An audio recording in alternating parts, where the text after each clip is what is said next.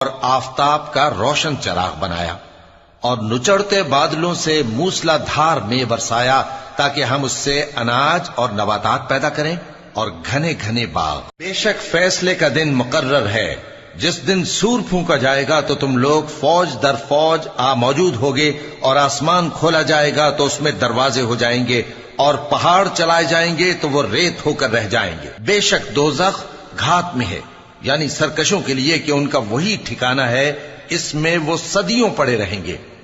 وہاں نہ ٹھنڈک کا مزہ چکھیں گے، نہ کچھ پینا نصیب ہوگا مگر کھولتا پانی اور بدبودار پیپ۔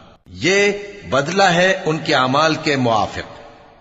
یہ لوگ حساب آخرت کی امید ہی نہیں رکھتے تھے اور ہماری آیتوں کو مسلسل جھٹلاتے رہتے تھے، اور ہم نے ہر چیز کو لکھ کر محفوظ کر رکھا ہے۔